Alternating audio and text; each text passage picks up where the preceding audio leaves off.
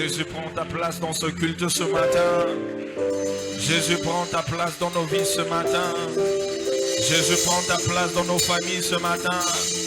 Jésus, prends ta place en ce lieu, Seigneur. Prends ta place, prends ta place, prends ta place, prends ta place, prends ta place, prends ta place, prends ta place, prends ta place. Dans notre pays, prends ta place. En RDC, prends ta place. Dans la présidence, prends ta place. Dans le gouvernement, prends ta place. Dans nos familles, prends ta place. Dans nos communes, prends ta place. Dans chaque province, prends ta place. Sois le roi du Congo. Sois le roi du Congo. Sois le roi du Congo. Sois le roi de la RDC. Sois le roi de nos vies. Prends ta place. Et que tous les autres noms disparaissent. Et que les occultistes disparaissent. Que les sorciers disparaissent. Que les hôtels disparaissent. Prends ta place, Seigneur, ce matin. Prends ta place. Jésus, prends ta place. Jésus, prends ta place. Tu peux dire avec moi, Jésus. Jésus, prends ta. Jésus, prends ta. Jésus, prends ta. Jésus, prends. Jésus est Jésus. Jésus est Jésus. Jésus est Jésus. Jésus est Jésus. En ces lieux, Jésus. Dans ma vie, Jésus. Dans mon foyer, Jésus. Dans ma maison, Jésus. Dans ma maladie, Jésus. Dans mes souffrances, Jésus. Dans mes difficultés, Jésus. Dans ce pays. Prends le contrôle de tout, Seigneur. Jésus est. Jésus est. Jésus, prends ta place.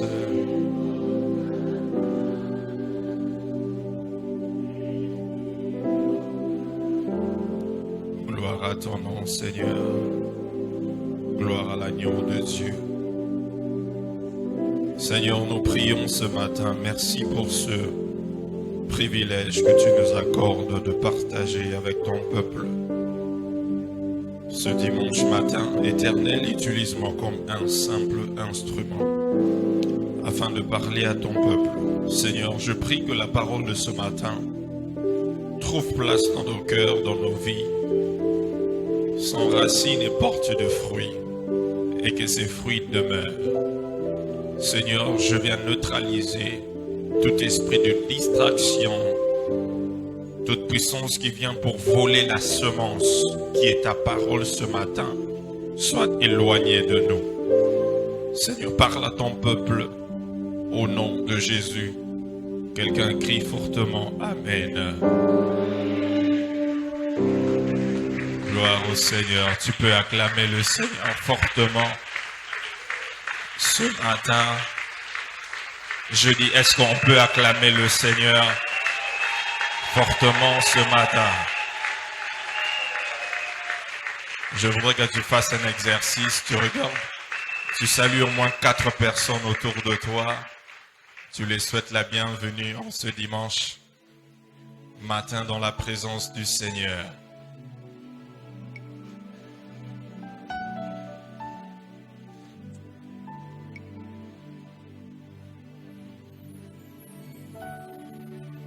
Gloire au Seigneur. Amen. Nous allons directement passer à la parole du Seigneur ce matin. Nous ouvrons nos Bibles dans le livre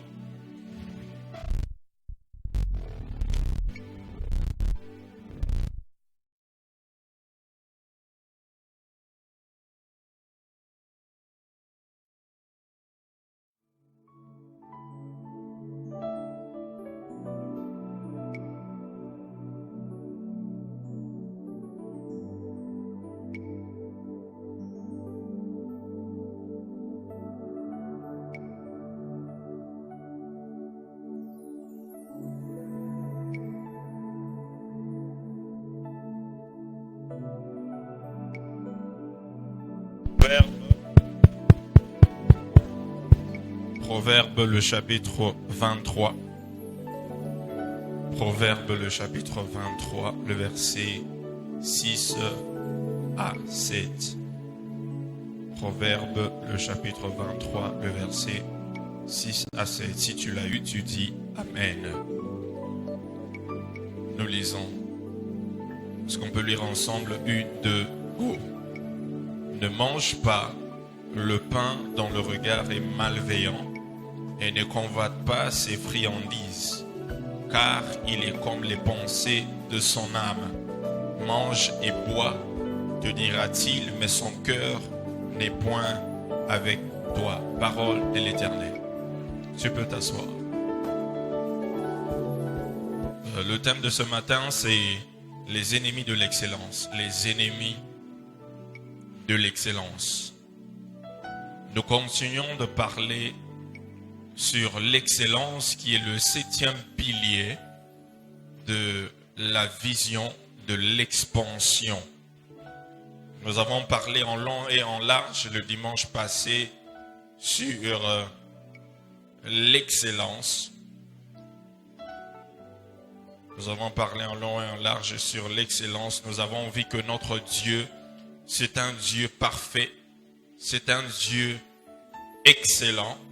Et donc, nous, en tant qu'enfants de Dieu, nous devons manifester l'excellence parce que notre Dieu est excellent. Lorsque Dieu a créé la terre, il a vu que tout était bon, était parfait, était excellent.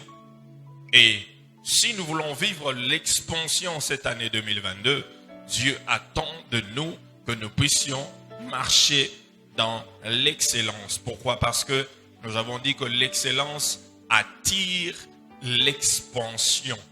Il y a des gens qui viendront vers vous, qui s'approcheront vers vous juste parce que vous manifestez l'excellence. Tu dois être excellent. Nous avons parlé dans tes affaires, tu dois être excellent. Dans ton travail, tu dois être excellent. Même au niveau de l'église, nous devons être excellent parce que Dieu ne permet pas, il ne va pas nous permettre de travailler dans la médiocrité cette année. Alléluia. Alléluia. Dieu veut que nous soyons excellents afin de vivre l'expansion. Mais il y a des ennemis de l'excellence. Il y a des ennemis de l'excellence. Des choses qui vont freiner l'excellence. Des choses qui feront en sorte que tu ne puisses pas travailler dans l'excellence. Nous allons voir cela. Dans le passage que nous venons de lire dans Proverbe du chapitre 23, le verset 6 à 7, la Bible nous dit clairement qu'un homme est comme ses pensées. Un homme est comme ses pensées. Tu es exactement le reflet de tes pensées. Regarde ton voisin, dis-lui, tu es exactement le reflet de tes pensées. Tu es exactement. Ce que je vois, c'est le reflet de tes pensées. Donc, si tu es ce que tu es, c'est à cause de ce qui traverse ta tête. C'est à cause de ce que tu es en toi. Ce que tu es est le reflet de tes pensées. L'ensemble de nos pensées définissent nos convictions et notre mentalité. L'ensemble de tes pensées, cela définit vos convictions et votre mentalité. La façon dont vous appréhendez les choses, votre mode de réflexion votre façon de raisonner représente votre système de pensée. Ta façon de raisonner, ta façon de penser, ta façon de réfléchir, tout cela représente un système de pensée. En d'autres termes, chacun de nous a un système de pensée. Chacun de nous a une certaine mentalité. Alléluia. Alléluia. Alors, pour vivre dans l'excellence, nous devons développer un système de pensée excellent. Pour vivre dans l'excellence, nous devons développer un système de pensée excellent. Parce que tu es le reflet de tes pensées. Alors, si tu veux refléter l'excellence, ça veut dire que cela doit d'abord commencer dans tes pensées. Cela doit commencer dans tes pensées. Parce qu'un homme est comme ses pensées. Alors, notre système de pensée, comment est-ce que cela est façonné? Notre système de pensée ou notre mentalité est conditionné par tout ce qui nous entoure. Ta mentalité est façonnée, premièrement, par ta culture. Ta culture façonne ta façon de penser. Deuxièmement, la société dans laquelle tu vis façonne ton système de pensée. L'éducation familiale que tu as reçue façonne ton système de pensée. Ton éducation scolaire façonne ton système de pensée. Et même la religion également. La religion façonne également le système de pensée. Vous savez, lorsque nous grandissons ici à Kinshasa, c'est difficile ce n'est pas de notre culture de voir un homme de Dieu, un pasteur, avec des tresses, des dreadlocks longs et puis des tatouages et des boucles d'oreilles. Si vous voyez un pasteur qui vient se mettre debout ici avec des boucles d'oreilles, des tresses et puis des tatouages, qu'est-ce que tu vas dire? Hein? Vous direz quoi? On dit non, c'est compliqué. Ça, à peine, à bon, on y bien. C'est ce qu'on va dire. À bon, on y bien. Il n'est pas né de nouveau, ce pasteur, il n'est pas né de nouveau. Mais ça, vous savez, ce qui m'a choqué lorsque je vivais aux États-Unis, je suis allé dans le campus où j'étais. On avait invité un homme de Dieu, il s'appelle, c'est Todd White. Todd White, c'est un homme de Dieu, c'est un noir américain. Le Seigneur l'a sauvé et il a les rastas jusque là. Et il a des boucles d'oreilles et il a des tatouages. Et lorsque il va évangéliser sur la rue, il va bras cassés et comme il est là, et il évangélise. Et lorsqu'il évangélise, il y a des miracles qui se font instantanément sur la rue. Et lorsque j'ai vu ça, la première fois que je l'ai vu venir prêcher, j'ai dit,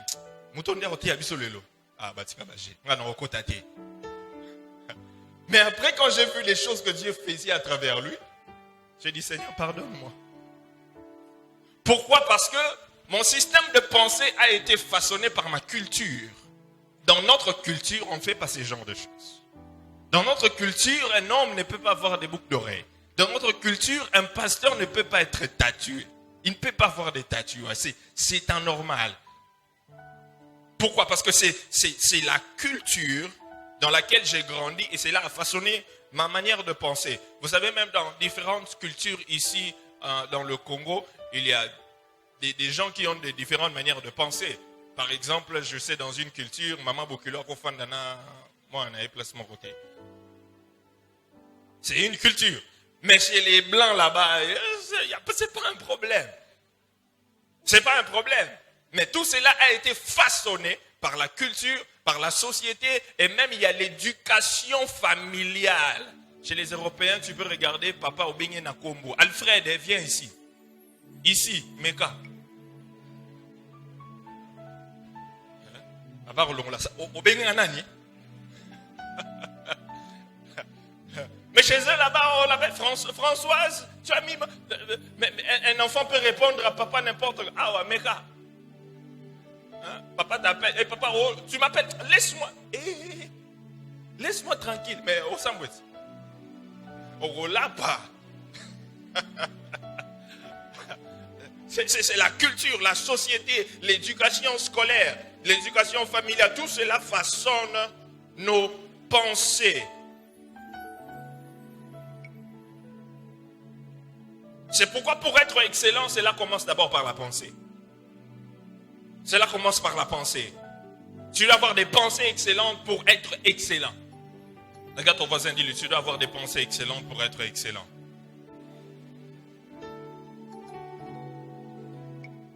Tu dois avoir des pensées excellentes pour être excellent. Vous savez, le lion est le roi de la jungle. Pourquoi est-ce que le lion est le roi de la jungle? Parce que le lion n'est pas l'animal le plus grand. Il n'est pas l'animal le plus fort. Il n'est pas l'animal le plus vaillant. Mais on l'appelle le roi de la jungle. Pourquoi est-ce qu'on l'appelle le roi de la jungle? Pourquoi est-ce qu'on appelle le lion le roi de la jungle? Pourquoi? Hein? Parce que lui, il sait et il pense qu'il est le roi de la jungle. Lorsque le lion voit l'éléphant, il voit la nourriture. Et il sait que moi je suis le lion, c'est moi le roi ici. Aucun animal ne peut... Donc quand tous les animaux le voient, ils savent que ça c'est le roi, il faut fuir. L'éléphant, même s'il est grand comment il voit le lion, il doit fuir. Parce qu'il devient comme une victime, il se sent victime devant le roi. Mais le roi, il n'est pas plus grand que l'éléphant, mais dans sa pensée, il sait que je suis le roi, donc ça se manifeste également. Amen, hein? Amen, hein? Si tu veux être excellent, mets-toi dans ta pensée, je suis excellent. Si tu veux être la tête, mets-toi dans ta pensée, je suis la tête. Si tu veux exceller, tu dis dans ta pensée, moi je veux exceller dans la vie, moi je ne suis pas victime, mais je suis plus que victorieux.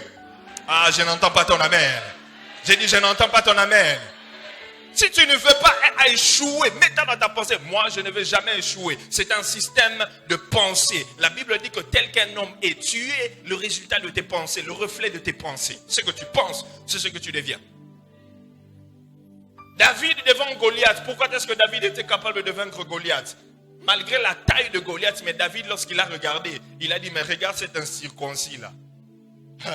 Regarde cet incirconcis qui vient blaguer avec le nom de l'Éternel. Il dit à Goliath, aujourd'hui là, je vais couper ta tête et je vais donner cela aux oiseaux du ciel. Pourquoi? Parce que dans sa mentalité, il savait qui il était.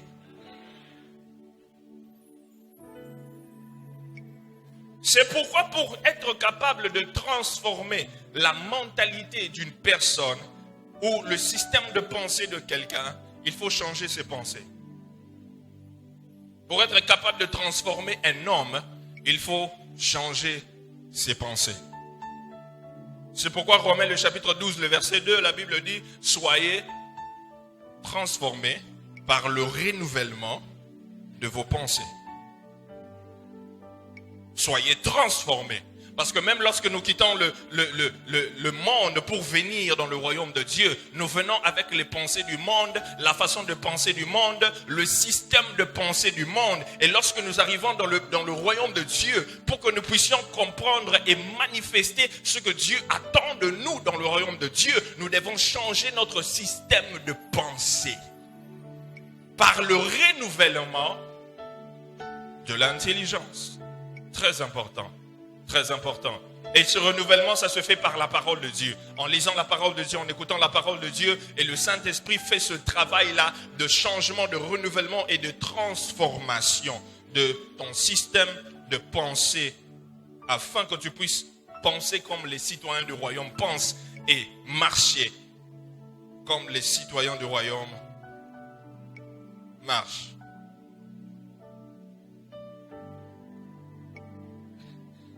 Vous savez, il y a une histoire qui me revient. Il y a différentes mentalités ici à Kinshasa. Lorsque nous étions à Kinkole, avec l'évêque, on avait construit des toilettes juste à côté de l'église. Et on a dit aux membres de l'église qu'on venait de construire de nouvelles toilettes pour eux. Alors, on a remarqué quelque chose, qu'à chaque fois que quelqu'un allait là-bas pour essayer de nettoyer, on trouvait sur la cuve. C'est comme s'il y a quelqu'un qui est monté sur la cuve, littéralement. Tu vois, si quelqu'un est monté sur la cuve, là, littéralement, vous voyez des traces, des pieds, là, des chaussures. Ah. Mais on dit, comment ça, comment les gens montent? Mais ça, il faut s'asseoir dessus. Comment les gens montent? Et ça se répétait, ça se répétait, ça se répétait, ça se répétait. Et l'évêque était obligé une fois, pendant le culte, il a amené un tableau et puis il a dessiné la cuve. Il a dit, vous voyez ça? Il faut s'asseoir. Il ne faut pas monter dessus. Il faut ça. Ça veut dire que vous voyez cette partie, vous venez vous asseoir. Ce n'est pas monter comme ça. Et on a compris qu'ils avaient l'habitude de monter parce qu'ils étaient habitués à un coup direct. Là, c'est seulement tu entres et puis... Et maintenant, ça, ils ne savent pas utiliser dans leur mentalité. Donc, ça, c'est seulement un coup direct amélioré. Donc, comme on a augmenté, donc il faut monter dessus.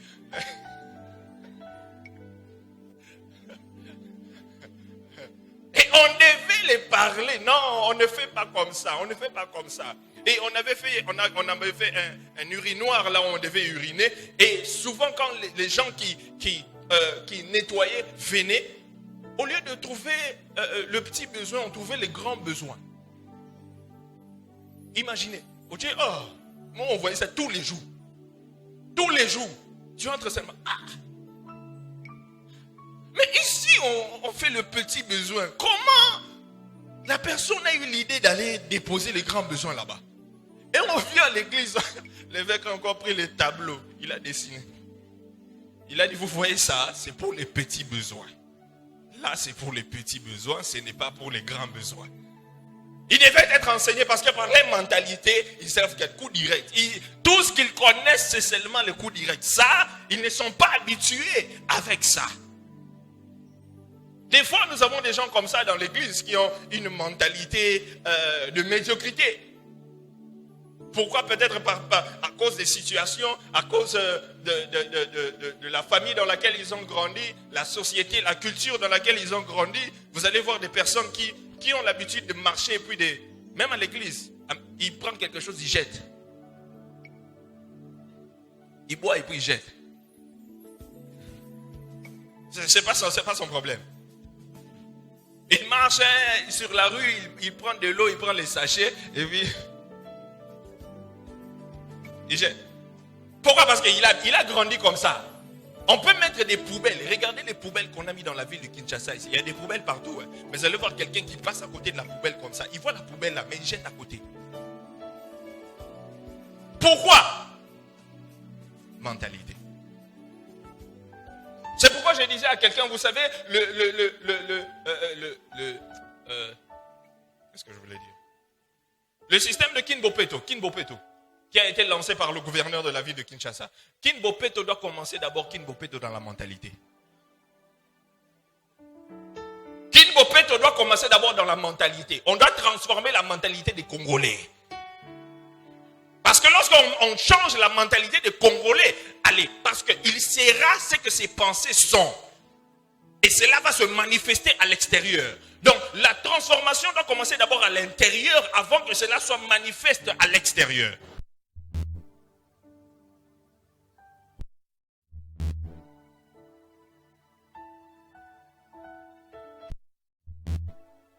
Alors, on ne va pas suivre les caprices du courant. Donc, je disais que la transformation doit commencer à l'intérieur. Et puis, cela va se manifester à l'extérieur. D'abord à l'intérieur. D'abord à l'intérieur. Si on change la mentalité du Congolais, on change d'abord sa mentalité. On lui dit, tu vois les poubelles là, quand tu vois une poubelle, quand tu prends quelque chose, va jeter là-bas. Il ne faut pas jeter par terre. Il ne faut pas jeter par terre. Même à l'église, hein, il y a des gens, il prend, il jette par terre. Il jette par terre. Et il part. Je vais vous dire, il y a des gens ici, il prend des chewing-gums, il mange.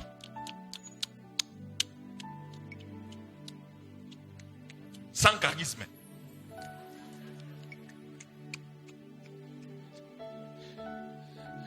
Et lorsqu'il finit, Sur les cils.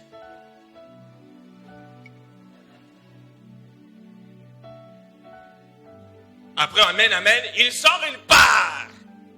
Pourquoi? Parce qu'il est habitué à faire ça. C'est sa mentalité. C'est sa mentalité. Chrétien, arrêtons ce genre de médiocrité. Arrêtons ce genre de médiocrité. Si tu le fais chez toi à la maison, il faut même arrêter. À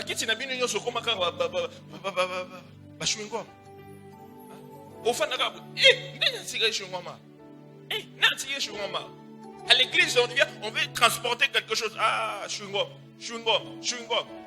Dans la voisine, on sait la magamaboué. J'espère qu'on sait la magamaboué. J'espère. Parce que là, c'est une mentalité de médiocrité. Ce n'est pas de l'excellence. Vous savez, lorsque j'ai vécu en Afrique du Sud, 5 ans. J'ai vécu aux États-Unis presque 2 ans. Et à chaque fois que je marchais dans la rue, vous savez, je marche dans la rue et puis vous voyez, c'est très propre là. Tout est propre, organisé. Tu as même peur de jeter quelque chose sur la rue. Tu as peur. Si tu bois quelque chose, tu manges quelque chose, tu cherches la poubelle pour aller jeter. Tu cherches. C'est pourquoi nos rivières sont remplies de bouteilles. Pourquoi? C'est un problème de mentalité. Le premier ennemi de l'excellence, c'est ton système de pensée. Nous avons parlé de ça. C'est ton système de pensée. Ton système de pensée. Et pour cela, tu dois le changer. Tu dois changer ton système de pensée. Le deuxième ennemi de l'excellence, c'est le désordre. Le désordre. 1 Corinthiens, le chapitre 14, le verset 40. 1 Corinthiens, le chapitre 14, le verset 40. La Bible dit ceci, mais que tout se fasse avec bienséance et avec ordre. Que tout se fasse avec bienséance et avec ordre. Le verset 33, toujours de chapitre 14, la Bible dit, car Dieu n'est pas un Dieu de désordre, mais de paix, comme dans toutes les églises des saints. Un ennemi de l'excellence, c'est le désordre. Le désordre. Le désordre peut être défini comme étant l'absence de l'ordre. Le désordre peut être défini comme étant l'absence de l'ordre. Le désordre peut également être défini comme étant l'état d'un lieu où les choses ne sont pas à leur place. L'état d'un lieu où les choses ne sont pas à leur place. Le désordre, c'est également l'état d'un lieu où les choses ne sont pas rangées, ordonnées, classées. L'état d'un lieu où les choses ne sont pas ordonnées, rangées ou classées. Notez bien, l'ordre précède l'excellence. L'ordre précède l'excellence. C'est impossible, ça sera impossible de travailler dans l'excellence s'il n'y a pas de l'ordre. Ça sera pratiquement impossible de travailler dans l'excellence s'il n'y a pas d'ordre. Paul est en train de parler aux chrétiens de Corinthe. Il dit, travaillez avec ordre. Faites tout avec ordre. Pourquoi? Parce que notre Dieu n'est pas un Dieu de désordre. Je dis à l'église que notre Dieu n'est pas un Dieu de désordre. Notre Dieu n'est pas un Dieu de désordre, c'est un Dieu d'ordre, c'est un Dieu d'excellence, un Dieu parfait. Et toi, en tant que son enfant, tu dois aussi manifester cela. Tu dois être une personne ordonnée, une personne qui travaille, qui fonctionne, qui manifeste l'ordre. L'ordre est le fondement des réalisations excellentes. L'ordre est le fondement des réalisations excellentes. Si vous voulez être excellent, vous devez d'abord mettre de l'ordre dans votre vie. Si vous voulez être excellent, vous devez mettre de l'ordre dans votre vie. Lorsque tu mets de l'ordre dans ta vie, tu dois d'abord mettre de l'ordre dans ta vie spirituelle également. Tu dois mettre de l'ordre dans ta vie matrimoniale. Tu dois mettre de l'ordre dans ton foyer. Tu dois mettre de l'ordre dans ton travail, dans tes affaires, dans tes entreprises. L'ordre doit commencer d'abord à l'intérieur avant de se manifester à l'extérieur. Il est nécessaire de commencer par l'ordre. J'ai souvent l'habitude d'entendre, j'entends souvent des gens ici quand je prêche, Amen, Amen. Ah, on le passe Amen 30 fois. Ça, c'est du désordre. C'est du désordre. On dit Amen quand ça te touche. C'est ça, non? Amen, ça veut dire qu'il en soit ainsi. Amen, Amen, Amen. Une machine d'amen. Non, c'est du désordre. Dans la maison de l'Éternel, l'ordre doit régner. Hein? Regarde ton voisin, dis-lui, dans la maison de l'Éternel, l'ordre doit régner. Oui, parce que l'ordre précède l'excellence. Si nous voulons voir l'excellence dans l'église, l'ordre doit régner dans l'église.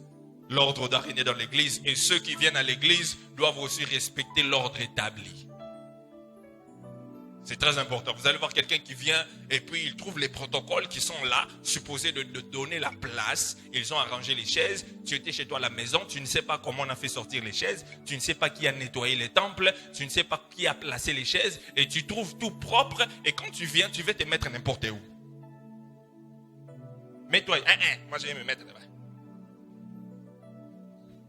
C'est pas de l'ordre. C'est du désordre, ça.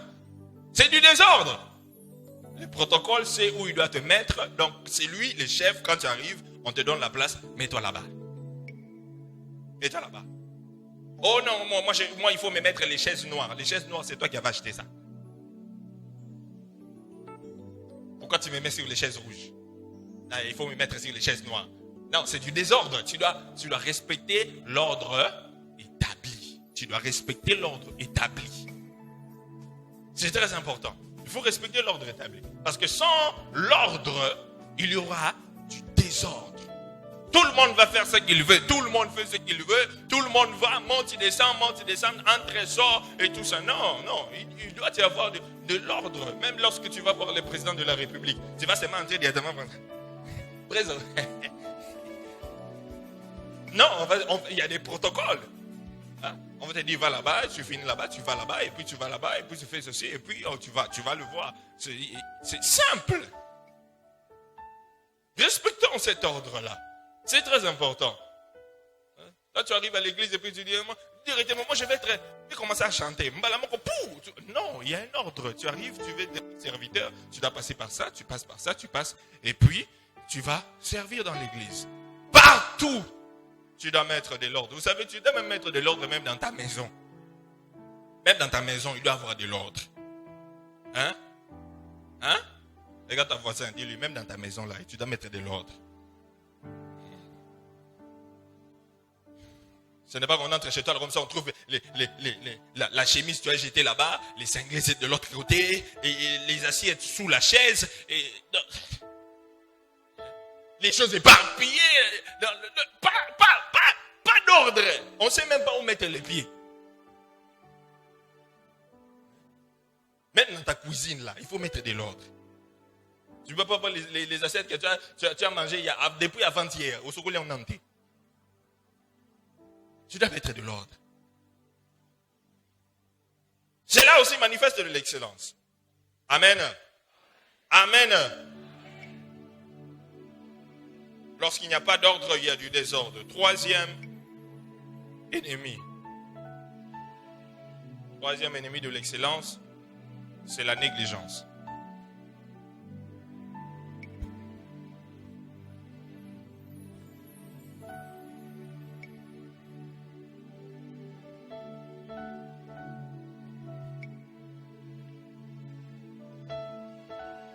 La négligence. Jérémie le chapitre 48, le verset 10. Jérémie 48, le verset 10. Jérémie 48, le verset 10. La Bible dit ceci. Maudit soit celui qui fait avec négligence l'œuvre de l'Éternel. Maudit soit celui qui éloigne son épée du carnage. Maudit soit celui qui fait l'œuvre de l'Éternel avec négligence. La négligence est un ennemi de l'excellence. La négligence est un ennemi de l'excellence. La négligence est définie comme un défaut de soin, d'application et d'attention. La négligence, c'est un défaut de soin, d'application et d'attention. Être négligent, c'est faire preuve de laisser aller dans nos tâches. Être négligent, c'est faire preuve de laisser aller. Quelqu'un qui a un laisser aller dans les tâches qu'on lui donne, c'est un négligent. C'est un négligent. Dieu n'aime pas la négligence, qu'il est prêt à maudire tout celui qui travaille avec négligence. Imagine. Il dit maudit, toi qui travailles avec négligence. Il dit maudit, tu es maudit. Tu es maudit. Nous allons voir l'exemple d'un personnage dans la Bible qui travaillait dans l'excellence et qui évitait la négligence. Daniel, le chapitre 6, le verset 4 à 5. Daniel, le chapitre 6, le verset 4 à 5. La Bible dit, alors les chefs et les satrapes cherchèrent une occasion d'accuser Daniel en ce qui concernait les affaires du royaume. Mais ils ne purent trouver aucune occasion, ni aucune chose à reprendre. Parce qu'il était fidèle. Soulignez fidèle, ici c'est ta Bible. Et qu'on apercevait chez lui ni faute, souligne ni faute, ni rien de mauvais. Et ces hommes dirent, nous ne trouverons aucune occasion contre ce Daniel, à moins que nous n'en trouvions une dans la loi de son Dieu. J'aime bien la verset Bible Semeur du verset 5 qui dit, mais ils ne purent découvrir aucun motif d'accusation ni aucune faute car il était fidèle, de sorte qu'on ne pouvait trouver en lui ni négligence ni faute. Ni négligence. Daniel était un prophète, mais à part le fait qu'il était prophète, il était également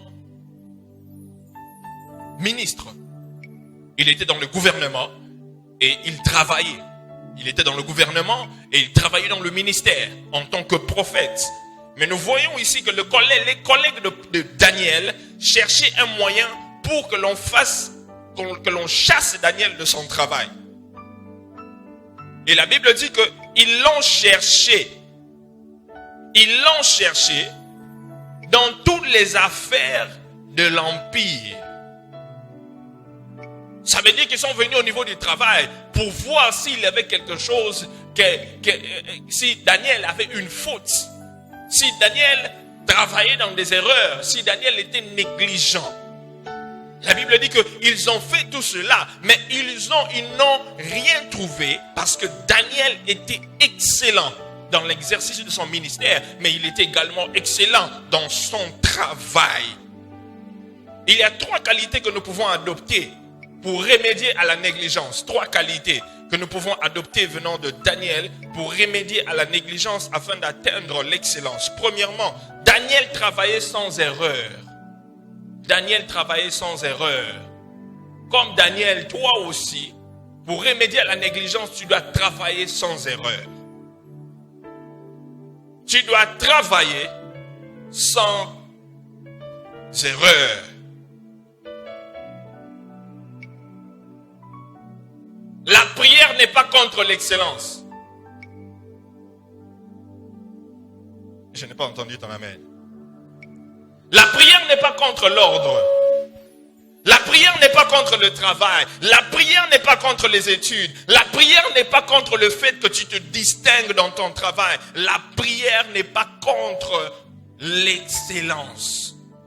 Tu peux prier être excellent. Tu peux prier et bosser dur. Tu peux prier et te distinguer dans ton lieu de travail. Tu peux prier, être un serviteur fervent, fidèle, mais également dans le monde séculier, tu te distingues. Je dis souvent aux gens, travaille comme si tout dépendait de ton travail et prie comme si tout dépendait de ta prière. Travaille comme si tout dépendait de ton travail et prie comme si tout dépendait de ta prière. Et il ne faut pas mettre un déséquilibre. Non, tu es là, tu ne pries pas trop, mais tu travailles trop.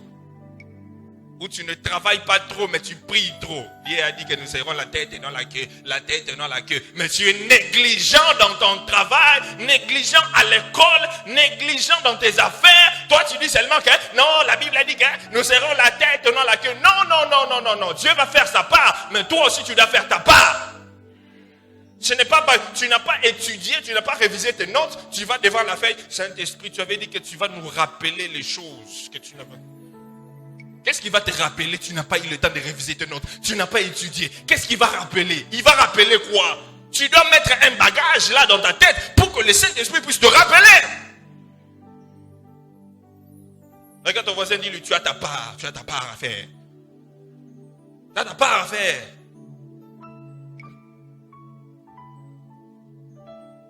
Daniel travaillait sans erreur. C'est très important de travailler sans erreur. Vous ne pouvez pas être excellent si tout le temps vous commettez des erreurs dans votre travail, dans le ministère ou dans votre entreprise.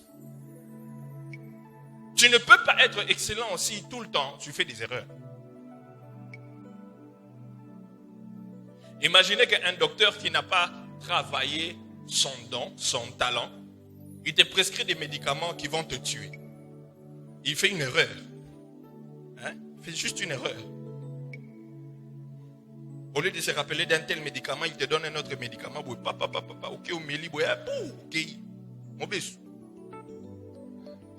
Et il dit, j'avais fait une erreur. C'était une erreur. Oh, c'était une erreur.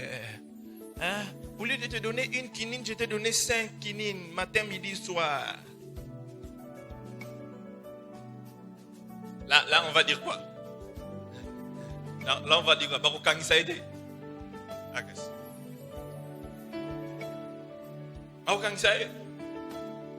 Même à l'église, travaille sans faire des erreurs. Tu es serviteur, travaille sans faire des erreurs. Travaille sans faire des erreurs. Ne sois pas seulement excellent dans ton travail, mais même ici à l'église, sois aussi excellent. Sois aussi excellent. Alléluia. Alléluia. Alléluia. Tu es musicien. Travaille sur le fait que tu dois chanter dans la gamme durant toute la chanson jusqu'à la fin. De façon que tu sois excellent. Pas musicien, boyo ganga. Pas musicien, boyo ganga. Ok. Travaille de façon que tu chantes dans la gamme jusqu'à la fin de la chanson. Tu dois travailler sans erreur. Tu es au niveau de la technique. Tu dois travailler de façon que mon son soit bien jusqu'à la fin. Et que le courant reste stable pendant que je prêche. Travaille sans erreur. Rassure-toi que tout va bien avant que le culte ne commence. Pour que nous ne soyons pas interrompus pendant le culte. Technicien, vous m'entendez? Technicien, vous m'entendez? Ok. Travaillons sans erreur. Travaillons sans erreur. Vous savez, souvent lorsque j'arrive à l'église à temps, je parcours souvent l'estrade, je me mets ici, puis je regarde ici, je viens jusque là, je regarde, est-ce qu'il n'y a pas de toile d'araignée? Est-ce que c'est propre? Est-ce que ça a été nettoyé? Les chaises, je regarde, est-ce qu'on a branché? Est-ce qu'il y a je fais tout ça, je ne veux pas d'erreur. Ceux qui sont là me voient souvent, ceux qui viennent avant. Parce que je veux que l'on travaille dans l'excellence. Mais tout cela, c'est un système de pensée. C'est une façon de penser. C'est une façon de penser. Chacun de nous dois éviter la négligence, la négligence, la négligence, la négligence. La négligence peut te coûter cher. La négligence peut faire en sorte que tu perdes même ton travail. La négligence peut faire même que tu rates des opportunités d'affaires, des contrats à cause de ta négligence. À cause de ta négligence. À cause de ta négligence. Vous savez, lorsque vous voyez les affiches que nous faisons à l'église, les affiches que vous voyez, les panneaux et tout ça, je conçois tout cela seul. Je suis un infographe, j'ai appris quand même l'infographie et puis le montage de vidéos, un peu tout ça. Tout ça là, ce que vous voyez, j'ai conçu ça seul. Les panneaux que vous voyez là sur le virage, j'ai conçu. Tout ce qu'on fait derrière là, j'ai conçu ça. Tout ce que l'on fait, j'ai conçois seul. Et lorsque je l'ai fait, je suis vraiment là. Je prends du temps. Ça doit être parfait, ça doit être parfait, ça doit être parfait, ça doit être parfait. Sans négligence. Parce que vous savez, lorsque vous allez présenter l'excellence, les gens seront attirés par la qualité de ce que vous proposez. Et vous pourrez taxer cher à cause de la qualité. Ah, ce n'est pas vrai? Ce n'est pas vrai? Oui. Si je dis que j'ouvre une compagnie où je suis infographe et puis je fais les affiches pour les gens, je peux taxer cher, non? Ah oui, je peux taxer cher. C'est juste que je n'ai pas le temps. Si on en a, ça appelle l'art côté Anna.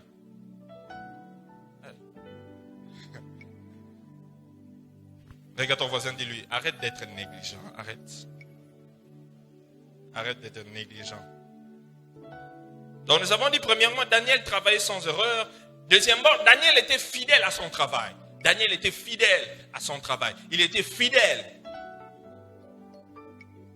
Fidèle à son travail.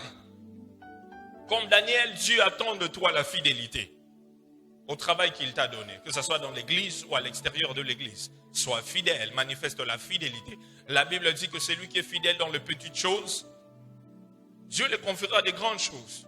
Lorsqu'on voit ta fidélité dans la petite tâche que l'on t'a donnée, on te qualifie directement d'être fidèle pour les grandes tâches. Mais lorsqu'on te donne des petites tâches, des petits travaux, mais tu n'es pas fidèle, tu n'es même pas fidèle dans ces petits travaux-là. Dans ton entreprise, on te donne un petit travail. Au travail, on te donne une petite tâche là pour finir. Non, tu fais des années avec ça.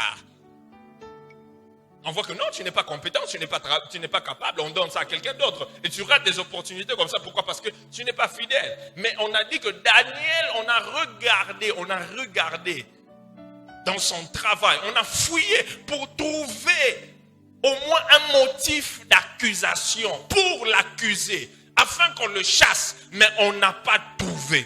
Oh, je prie que tu sois un travailleur tellement fidèle à ton travail excellent que même les gens qui veulent comploter contre toi ne trouvent rien contre toi. Qu'ils ne puissent rien trouver contre toi. Non,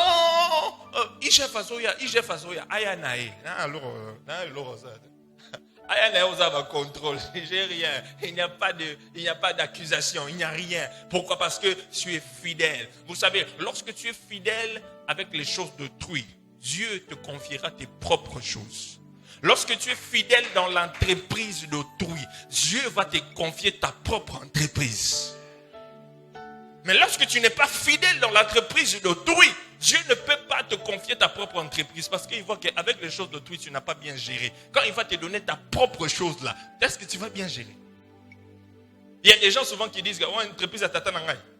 Ah, c'est pas mon entreprise. C'est pas mon entreprise.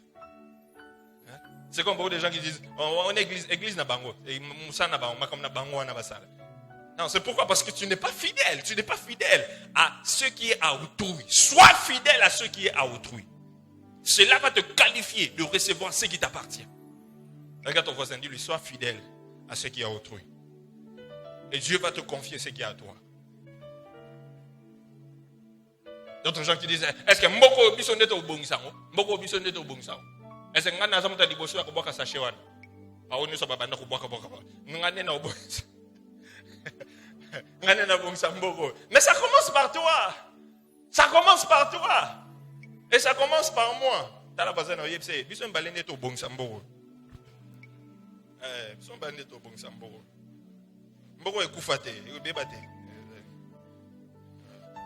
Troisièmement, Daniel n'était pas négligent. Daniel n'était pas négligent. Daniel n'était pas négligent. Il travaillait avec attention. Il travaillait avec diligence. Il n'était pas du tout négligent. Et je prie que tu sois un chrétien qui évite tous ces ennemis de l'excellence, afin que tu puisses réellement manifester l'excellence du Seigneur. Que ce soit dans l'église, évite la négligence. Travaille avec diligence.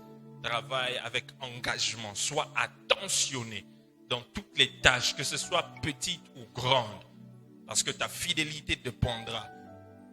La fidélité dans des grandes choses dépendra de ta fidélité dans des petites tâches. La Bible dit que ne négligez pas les faibles commencements. Que l'Éternel nous aide à être excellents. Que Dieu vous bénisse.